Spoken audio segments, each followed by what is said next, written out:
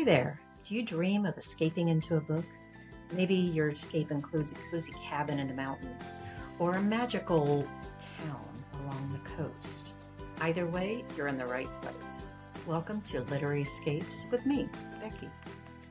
This year on the podcast, we're exploring the United States. So every week I'm going to bring you a new book set in a different state.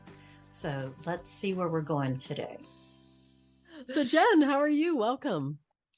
Thank you. I am good. It's so good to meet you. How are you? I am great. It's chilly down here in Florida today, so Is it? which is funny to say. I mean, it's in the 50s, so we're Oh, breaking out the Uggs and the jackets. So, in Wyoming we don't even wear jackets when it's 50 degrees.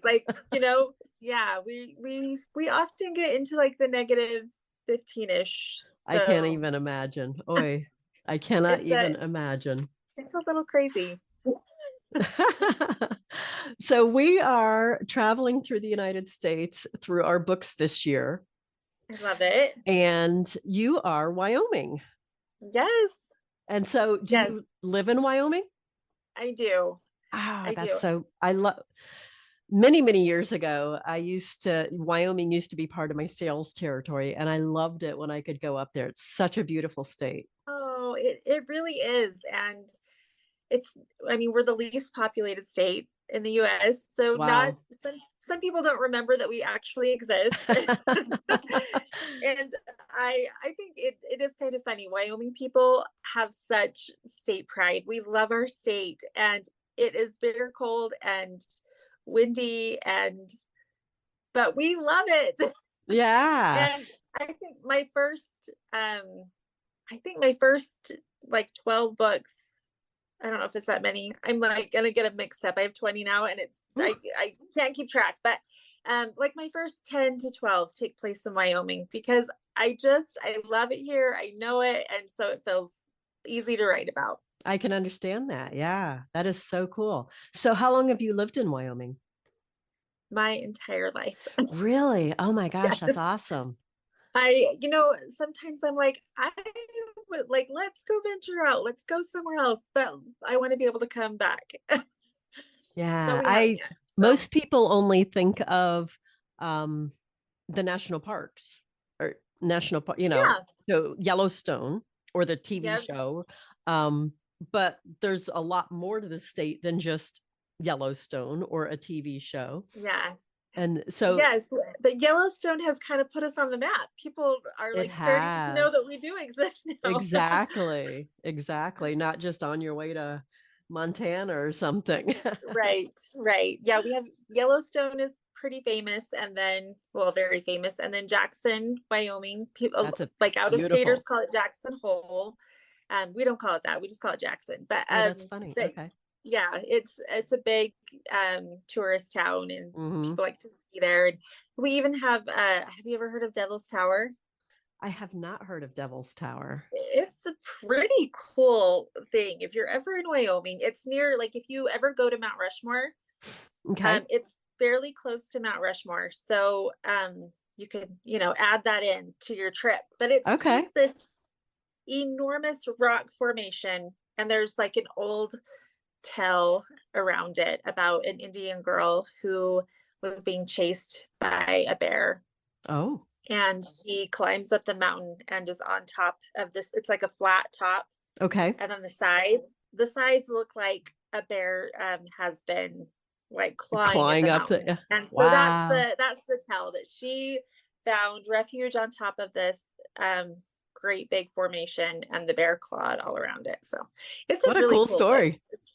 It's a neat place to go. So awesome. Very cool. Yeah. And so how did you become an author? So I've always been writing, always. Second grade, Mrs. Willing went around the classroom and said, "What are you going to be when you grow up?" And I said, "I'm going to be a writer." And I just really believed that I would. And then I got into education. And so I studied education. I had a few children, and I stayed home with them, and I kind of put writing to the side for a while. And I had this story in my head for years, and I called it Am I 30 Yet? It was a little romantic comedy about a girl who was turning 30 and not where she wanted to be in life. And she was turning the dreaded 30. And so the year I turned 30, I wrote that book. Oh, how And cool. yeah, it was fun. And then I wrote 2 more books, and they just sat in my laptop. I didn't know what to do with them. I was this little girl who still loved to write, but I, was a little older, but I still had that passion, but I didn't know what to do with any of my stories. Yeah. And then a few years passed, and I went to a writers conference in Las Vegas. And is that 20 books? No, I just had the 3 in my no, the conference. What conference? Yeah. It was not 20 books, but I cannot remember the name of it. And I just I met my first publisher there. So I'm currently an indie author. That is the route I decided to leave my publisher in like 2018. Okay. And but that was where I met my publisher, and where I learned a lot of things and gained a lot of confidence, I guess. And it was really good for me. It's scary putting your stories out there, though, isn't it? It is. It really is. This is probably a crude way to describe it, but I always said I feel like I'm naked in a trench coat and ready to about to flash people, because it was so scary. All these thoughts and ideas and things in my head, other people were about to know them, and it felt really scary. Like I was just exposing myself to the world. I feel like it's like my baby, and it's grown up, by the time it's published, it's grown up young adult, and you have to let it live its own life. And that totally. Also is really hard. So it is. Yes. You have to let them go out into the world and be judged. Exactly. And make their own mistakes. Yes. Even though they're yours, but yeah. Yes. And I feel that way too. I call them my book babes, my book babies, here's a new book baby, and be nice to her. Exactly. So you write romance, but several different subgenres of romance, right? I do. The last year I have focused on romantic comedy. All of my books are considered closed door. I like to write things that my mother-in-law and my daughter can read, and I'm okay with. Yeah. So I can feel good about it. But I do have, I have on the close to the women's fiction line of books. Those were my first couple. And then I do have 4 young adult books. And then just some drama. I do have one that's kind of on the mystery side, all romance, but also, with those little subgenres. And then my last 5, 6 have been romantic comedy. I'm looking up at my books to see. Well, it's funny because you kind of, I mean, some people are amazing about picking a genre of romantic suspense or rom-com or whatever, and they just stay there their whole career, which is amazing. But I can understand why an author would want to hop around. I mean, these different stories come into your brain. What do you do with them? Yeah. Yes. It's fun. I always have a love story in my head, but sometimes it takes a different route. So yeah. I like that. So you had the book that we're sharing today is Knowing Amelia. Yes. And is that one of your romantic suspense ones? So it's not suspense. It has a little bit of mystery to it. Okay, I feel like it's funny. It has a little bit of comedy, but it's not really considered a romantic comedy. Okay. It's more of just maybe a drama, but it has a little bit of mystery. It's one of my most favorite books that I've ever written. You should awesome. Have favorites, but I really do I just love this book so much. I feel like a lot of my heart and soul went into this story. So nice. So tell me about it. So this book is called Knowing Amelia, but it is about Amelia's granddaughter, who is Olivia. Okay. And Olivia and Amelia's kind of been estranged from her family, her son and his kids. She hasn't really had a relationship with them. So Olivia has not very many memories of her grandmother, Amelia. She has a memory of going to her house when her grandfather died. Okay. And she's a little girl. She's 11. And she's a book girl. She loves her books. So she brings her books. They're like her friends. They give her comfort. And she ends up spending an afternoon alone in Amelia's house with Amelia. And she just describes her as this grumpy old woman who she doesn't know very well, right? This is like the first time she's really meeting her in person. She just doesn't know her well. She's just this grumpy old woman. Why is she so grumpy? Her husband just died. She hasn't even cried. So she's just trying to hide away and read her books. She just doesn't want to have anything to do with Amelia. And her books at one point are downstairs and she's upstairs in the house. So she sneaks down to go get her books, and she's trying to be really quiet because she does not want to alert Amelia that she is around. Exactly. And she hears crying, and she hears like a funny moaning cry from the dining room. And so she's like, it's like a spider that my brother has squished. It's disgusting and gross, but I have to look. Like, I have to go see what it is. So she sneaks around the corner to see her grandmother, who is sitting on the ground. There's like a wooden floor, and one of the planks from the wooden floor is removed. And the grandmother is crying, and she's saying the name Seth over and over and over again. And Olivia says, finally, my grumpy grandmother is crying. Her husband has died. Only my grandfather's name is not Seth. So you find out when Olivia is just this young girl that her grandmother has this great big secret, and she doesn't know what it is. Right. That she feels a little compassion for her grandmother in that moment. And so then the next chapter, Olivia is grown, and she learns that her grandmother has died. She hasn't seen her since. Oh, wow. And Amelia dies, and she decides she's going to go discover what Amelia's secret is. So, and who Seth is. So she goes back to this little tiny town in Wyoming. Okay. Well, it's called Meeteetse, Wyoming, which is a real town. Oh, okay. And she goes there to dig up the floorboards to see what her grandmother had hidden. I was looking at, and when she gets there, she sees that the house has been carpeted. And she doesn't know what to do with it. And there's a cute little next door neighbor who did know Amelia and love Amelia. And so they become friends, and that turns into more. And it's just a fun story of discovering herself and discovering who her grandmother is. Awesome. That sounds like a really good one. It is a good one. And so it is part of a series, right?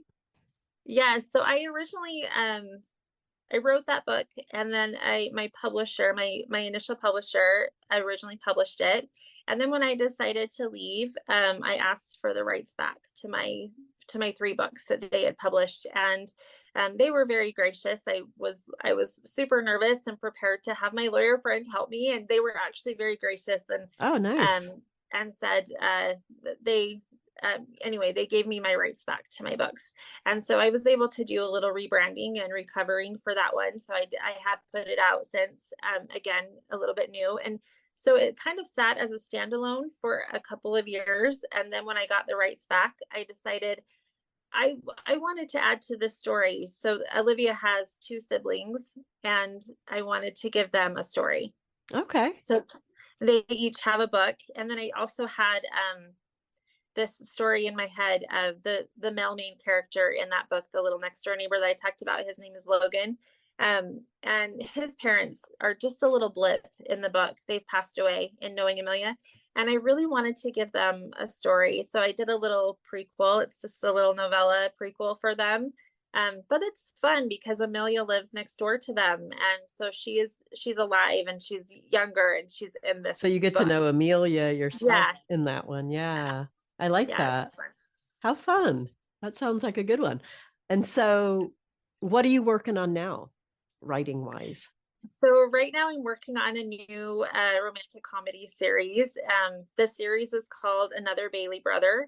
The first one in the series. I'm so excited for it. It is just such a fun book, and I have just tried to like craft these characters so that I feel like they're my friends. I just know them and who they are. Yeah. So the first book is called Levi Bailey Has Butterflies, and it comes out this Friday.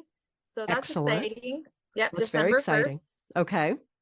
And so I've been working on that, and then I've also been writing the second book in the series, Nice. which is called Miles Bailey Needs Advice. So how fun. I like your titles. I think you do a good job with your titles. Thank you. They're very Thank you. intriguing. So titling is hard. So thank you. It is hard. Yeah. And there's more to it than just throwing some words together. But yeah, I think that's a lot of fun. So in all of your books, what do you think is kind of the common denominators? Definitely heart. I think that I write love stories. That is what I write. All of my books have a love story, and they're all going to be closed door.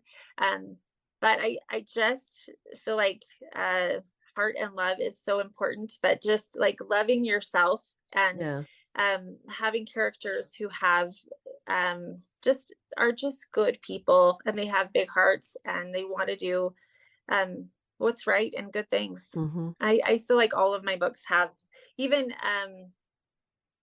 like I wrote this book, and it's one of my favorite books. It's called Surviving Emma. Okay. So Surviving Emma, she is intensely grumpy. But it's because she's had this really difficult life, and the main character in that, he just has so much heart, and he sees her goodness, and he sees what she can be, rather than this really hard shell of a person. And that is what I love most about that book. A lot of people either love that book, or they really hate Emma because she's so hard. Yeah. But to me, she just feels so real. She grew up with an alcoholic father and a mother who left. She became a teenage mother. She just has a hard life, and it's given her this hard shell, but she's not a bad person. She insanely loves her daughter. She just is like surviving one day at a time, and he sees that she has goodness in her, and he sees her heart. And that's sorry, I feel like I go off on tangents, but that's is okay. What I feel like my books have. They have heart. That's awesome. And your heroes all seem to be kind of good guys.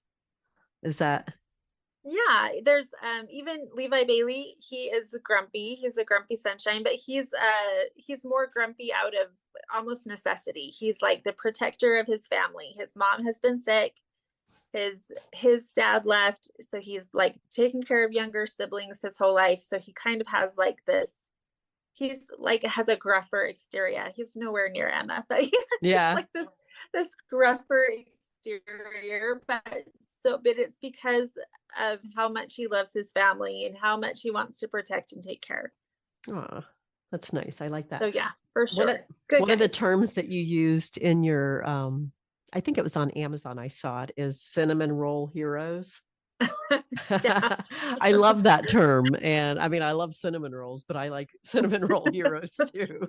So explain, in case somebody has not heard the term or doesn't really know what it means. What is a cinnamon roll hero? A cinnamon roll hero is just, I think of my mom used to make these great big beautiful cinnamon rolls, and they were kind of crusty on the outside and ooey gooey on the inside, right? So just a cinnamon roll hero is someone strong, someone handsome, and someone who is just a softie on the inside, and just a lover. I like that. Good definition up there. So I like that. Well, Jen, thank you so much for joining me today. This has been a lot of fun talking to you and talking about your books and how you became an author. And thank you for being part of our book club this year.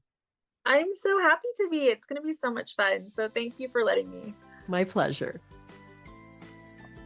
Thanks for joining me today. If you'd like to be part of the Read Across the U.S. Book Club, I'd love to have you join us. There is a link in the show notes, so just head down there and click and we will welcome you in. So see you in the book club, I hope. Have a great day, and we'll see you next week with a new episode.